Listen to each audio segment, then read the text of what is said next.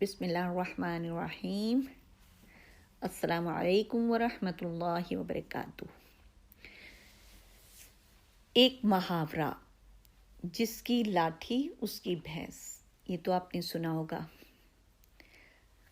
اس کا اطلاق صرف امیروں پر یا طاقت رکھنے والے لوگوں پر نہیں ہوتا، یعنی کہ یہ صرف ان سے مخصوص نہیں ہے، بلکہ عام، معمولی نہیں لیکن عام، متوسط یا غریب لوگوں کے اندر بھی اس کا راج ہوتا ہے۔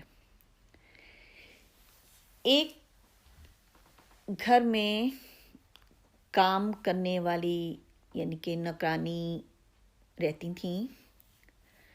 ظاہرہ ان کا گھرانہ غریب تھا اور وہ ان کی بیٹے اور بہو رہتے تھے۔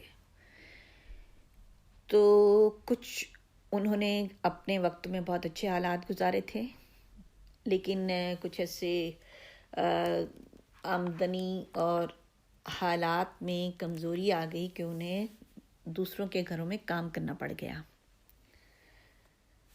وہ 3-4 گھروں میں کام کرتی تھیں اور اپنے بچوں کے اخراجات اٹھاتی تھیں، یعنی کہ بیٹوں کے، اور بیٹی بھی ایک تھی۔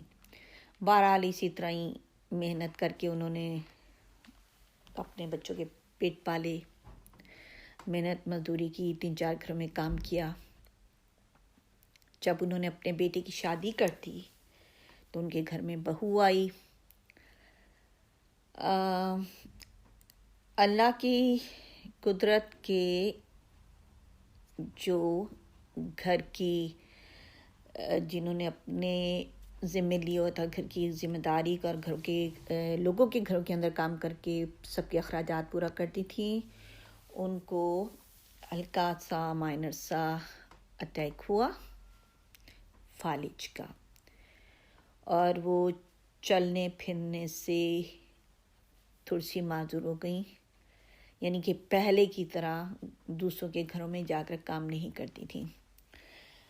جن گھروں میں کام کرتی تھیں وہ نیک لوگ تھے، ان کا خیال رکھتے تھے، ان کے کھانے پینے کے بعد ان کو کھانا بھی دے دیتے تھے، یعنی جب وہ کام کرتی تھیں اس کے بعد بھی انہوں نے ان کا خیال رکھا اور ان کی تھوڑی سی ٹریٹمنٹ بھی کروا دی۔ اور سردیاں تھیں تو ظاہر ہے کہ غریب گھرانوں میں ہیٹر اور اس طرح کی سہولیات بہت زیادہ نہیں ہوتی، کمرے بھی مختصر ہوتے ہیں، 2 میں یا 3 میں سب گزارا کرتے ہیں، تو اس لیے ان کو پھر موزے وغیرہ بھی یعنی کہ جرابیں بھی دیں پہننے کے لیے، تاکہ وہ اپنا خیال رکھیں اور ٹھٹھریں نہیں۔ اب یہ محاورہ جو شروع میں نے یوز کیا، دیکھیں یہاں کیا ہوتا ہے کہ لوگ ان کو پہننے کے لیے دیتے تھے جو ان کے مالک تھے جہاں پہ کام کرتی تھی، تو ان کی بہو ان کے وہ جوتے، ان کے وہ جرابیں وغیرہ گھر میں خود استعمال کرنا شروع ہو گئی۔ تو کیا ہوا کہ ایک گھر والوں کو ایک سوجھی، ایک تھوڑی سی ایک ایسا ترکیب سوجھی کہ جس سے ہم یہ کر دیں، تو انہوں نے کہا کہ ان کو ایک جوتا دیا، ان کے گھر میں گئے اور کہا کہ یہ نا جوتا آپ ذرا پہن کے ٹرائی کر لیں، تو پھر نہ میں اپنے فون میں فکس کر دوں گا کچھ۔ تو وہ جوتا انہوں نے پہنا، کہتے ہیں بس ٹھیک ہے، اب آپ یہ جوتا آپ کا ہے، اگر آپ سے کوئی زبردستی لے گا یا کوئی دوسرا اس کو استعمال کرے گا تو میں جہاں کہیں بھی ہوا تو میرے فون میں الارم بج جائے گا۔